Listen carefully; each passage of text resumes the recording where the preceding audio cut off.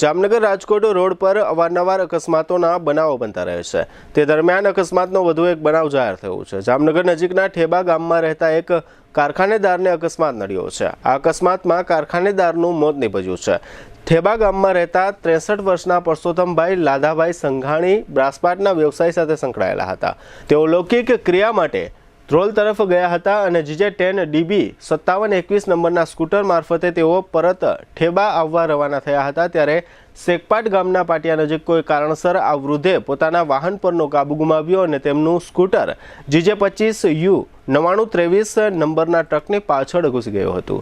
આ બનાવ અંગે મૃતકના પુત્ર નરેશ સંઘાણીએ પોલીસમાં જાણ કરી છે। પોલીસે મૃતદેહનો કબજો સંભાળીને પોસ્ટમોર્ટમ સહિતની વિધિઓ હાથ ધરી છે। GTPL જામનગર ન્યૂઝના પ્રાયોજક હતા royal resort Jamnagar, premium party plot and banquet hall,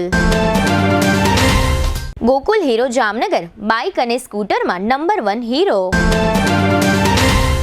Namrata wellness centre, પગ, ગોઠણ અને કમર સહિતના દુખાવા માટે ફ્રી ડેમો આપતું સેન્ટર। જામનગર માટે એક નવો અધ્યાય, એક અજાયબી સમાન કોમર્શિયલ પ્રોજેક્ટ જી કોમર્સ, નવા યુગ માટેનું પરફેક્ટ એડ્રેસ। ઘર એને કહેવાય કે જ્યાં બધાની ખુશી સમાયેલી હોય।